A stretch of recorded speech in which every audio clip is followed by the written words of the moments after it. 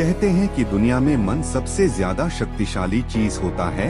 अगर किसी चीज को तुम पूरे मन से चाह लो तो तुम उसे हासिल कर सकते हो। ये मैं नहीं कहता, यह सभी महापुरुषों का कहना है। लेकिन अगर यह सत्य है, ये सच है, तो हम जो अपने मन से चाहते हैं वह हमें हासिल क्यों नहीं होता है। भाई, कोई भी इंसान अपने मन में तो दुख नहीं चाहेगा, लेकिन वो रहता तो दुखी है। हर इंसान अपने मन से तो कामयाब होना चाहता है, खूब पैसा कमाना चाहता है, लेकिन फिर भी वह कामयाब नहीं होता। भला ऐसा दुनिया में कौन इंसान होगा जो अपने मन में यह चाहेगा कि मैं नाकामयाब रहूं या मैं पैसा ना कमाऊं। सोचने की बात है तो इसमें दो चीज निकलकर सामने आती है। या तो वह महापुरुष गलत थे जिन्होंने यह बात बोली कि मन से चाहे हुई चीज हासिल हो जाती है, या फिर हम गलत हैं। आज की पोस्ट में मैं जो कहानी बताने वाला हूँ उसमें आपको एक ऐसा मंत्र मिलेगा। उसे समझने के बाद आपको एक ऐसा मंत्र का पता चलेगा जिससे आप यह समझ पाएंगे कि अपने मन से कोई भी चीज कैसे करवाई जाती है, मन में किसी भी बात का बीज कैसे बोया जाता है।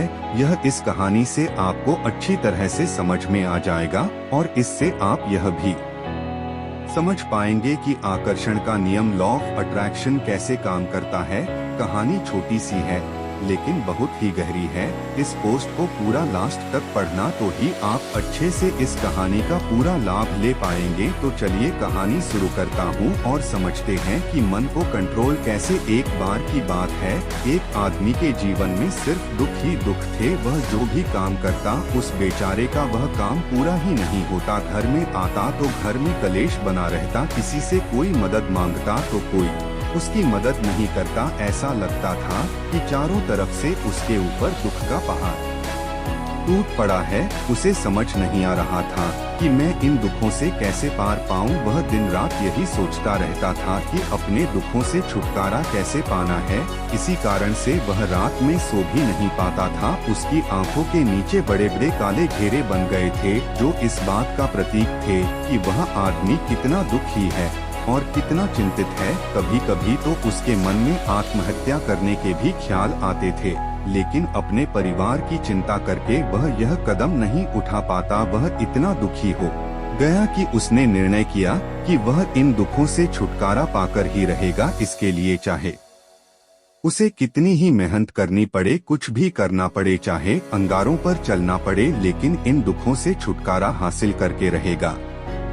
ऐसे ही एक दिन उसने अपने मित्र से पूछा कि मैं अपने जीवन को कैसे सुधारें। उसके मित्र ने उसे बताया कि तुम किसी बाबा के पास जाओ। बाबाओं के पास ऐसा मंत्र होता है जिससे सारे दुख मिट जाते हैं, जीवन खुशियों से भर जाता है और धन संपदा भी हासिल होती है। तुम किसी ऐसे बाबा को ढूंढ लो, बस तुम्हारा काम बन जाएगा। उस आदमी के मन में यह बात पूरी तरह से पक्की बैठ गई कि कोई बाबा ही मेरा दुख दूर कर सकता है, और इसीलिए उसे किसी भी बाबा के बारे में पता चलता तो वह उस बाबा के पास पहुंच जाता, उस बाबा को अपनी समस्या बताता और उससे उसका समाधान पूछता और कहता कि बाबा मैं कुछ भी करने के लिए तैयार हूं, लेकिन मेरी इन समस्याओं से मुझे छुटकारा दिला दीजिए। आप जो कहेंगे मैं वह करूंगा, लेकिन मेरे जीवन को सुधार दीजिए। बाबा उसे कुछ टोने टोटके बताते थे करने के लिए और बदले में दान दक्षिणा ले लेते थे कि यह टोना टोटका करने के बाद तुम्हारे घर में सुख शांति बनी रहेगी। बस इस टोटके को पूरी विधि के साथ करना। वह आदमी घर लौटकर पूरी विधि के साथ टोने टोटके करने लगा, लेकिन बहुत टोने टोटके करने के बाद भी उसके जीवन में कुछ बदलाव नहीं आया। इसके विपरीत उसका जीवन और ज्यादा दुखी हो गया। जो भी बाबा उसे टोना टोटका देता था वह बदले में उससे दान दक्षिणा लेता था। दिखाई दिया और यह देखकर फिर से उसके मन में बंदर का विचार उठ गया और यह देखकर वह इस विचार को बाहर फेंकना चाहता था। और वह चाहता था कि मेरे अंदर किसी तरह से बंदर का विचार न आए, लेकिन उसे तो सामने बंदर ही दिखाई दिया। ऐसे ही जद्दोजहद करते करते घर पर पहुंचा और घर पर पहुंचने के बाद अपनी पत्नी को कहा कि हे बंदरिया, मुझे खाने में बंदर परोस दो। और जब उसे एहसास हुआ कि उसने क्या बोल दिया तो वह अपने बाल नोचने लगा और दीवारों में सर मारने लगा कि आज तक मुझे बंदर का कोई भी विचार नहीं आया और आज मुझे यह क्या हो हो गया है कि मुझे हर जगह बंदर ही बंदर नजर आ रहे हैं। यह कैसी माया है?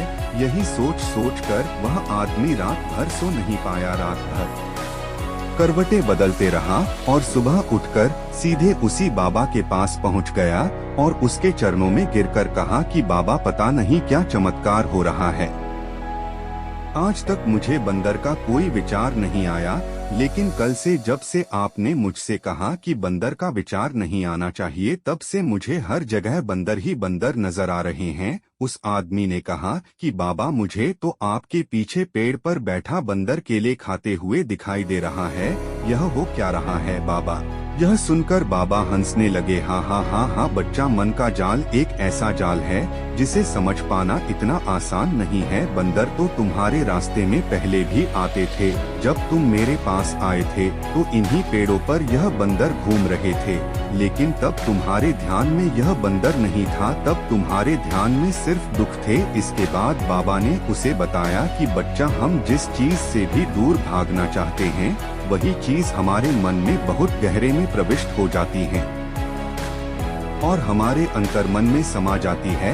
असल में हम जिस चीज से छुटकारा पाना चाहते हैं, उससे छुटकारा इसीलिए पाना चाहते हैं कि वह हमारे साथ बहुत गहरे से जुड़ी हुई है, और हम जितना ही उससे छुटकारा पाना चाहते हैं, वह उतनी ही गहरी हमारे मन में बैठती चली जाती है और आखिरकार हमारे अंतर्मन में छा जाती है। ऊपर से तो हम चाहते हैं सुखी होना कि मैं सुखी हूँ, सुखी हूँ। हमारे होंठ भी यही बोलते रहते हैं, लेकिन हमारे मन में दुख समाये होते हैं। हमारे विचारों में, हमारे मन में दुख ही दुख दिखाई देते हैं। इसीलिए अपनी जुबान से बार बार यह बोलने से कि मैं सुखी हूँ, मैं सुखी हूँ, हम सुखी नहीं होंगे जब तक यह मंत्र हमारे अंतर्मन में प्रविष्ट नहीं होगा।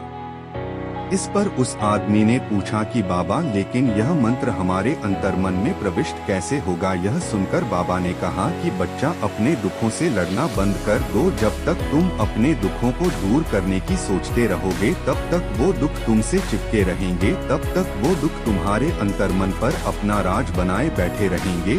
और जिस दिन तुम उन दुखों के बारे में सोचना ही छोड़ दोगे, उन दुखों से छुटकारा ही नहीं पाना चाहोगे, उसी दिन से तुम्हारे जिंदगी से दुख गायब हो जाएंगे। क्योंकि किसी भी चीज से छुटकारा पाने के लिए हमें उस चीज के बारे में सोचना पड़ता है, और हम जितना ही उस चीज के बारे में सोचते हैं, वह उतनी ही गहरी हमारे मन में प्रविष्ट होती चली जाती है।